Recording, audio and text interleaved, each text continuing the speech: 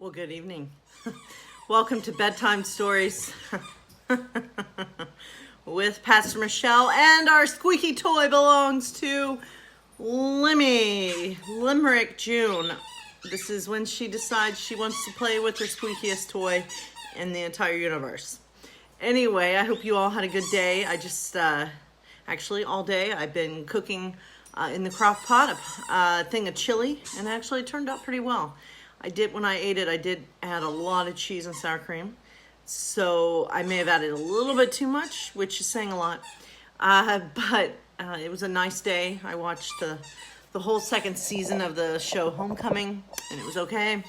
And so I hope you all had a good day today. And I thought I would go and do my story time a little early. And so today, our story comes to you, and the story is centered around the Disney classic. What's the Disney classic? Big Hero 6, which I've actually never seen, but I believe it's about a robot. At least that's what it looks like in the picture. I am not familiar with this this movie at all. I may have to watch it just so I can see what it's about. So, my friends, today's story is called Baymax's Journey.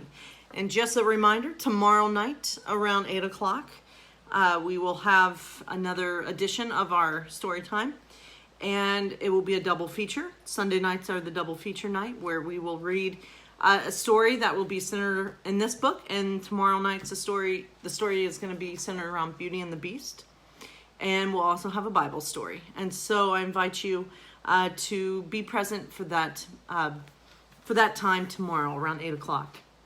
And so without further ado, let's get this party started, shall we? Our story tonight is called Baymax's Journey. One day, Hero was busy working on a new robot when his microbot started knocking against the edge of its petri dish. Baymax saw the microbot. "Your tiny robot is trying to go somewhere," Baymax observed. "Why don't you go find out where?" Hero said distractedly. The microbot in the petri dish worked like a compass. Baymax was correctly following it as long as the microbot was tapping straight ahead. Baymax followed it right out the door. Baymax stared at the microbot. He was so focused on making sure it was pointing straight ahead that he did not bother to look at where he was going. The microbot led him across the street and onto a trolley car. From the window, I'm sorry, I just saw my friend Candace join, and that made me say her name. Sorry. Hello, Candace. From the window, Hero saw what was happening. He raced to catch up with Baymax, but the trolley car pulled away. As the trolley car rolled down the street, Baymax kept his eyes on the microbot. He was headed in the right direction until the trolley turned. It was time for Baymax to get back on course. Baymax followed the microbot's tapping, even though it meant climbing up the roof of a tall building. As Baymax followed the microbot straight ahead, he took a big step onto elevated railroad tracks. "Oh no," said Baymax. A train was heading full speed right at him. Luckily, following the microbot led Baymax out of the path of the train and into a large shopping area. Baymax followed the tiny robot toward an escalator. He went down and up. Baymax wondered where the tiny robot wanted to go. The microbot continued to tap, leading Baymax out of the mall and into an alley. Finally, Baymax stopped in front of a giant warehouse. Completely out of breath, Hero arrived behind him. "I found where your tiny robot wants to go," Baymax said. The microbot continued tapping toward a chain-covered door.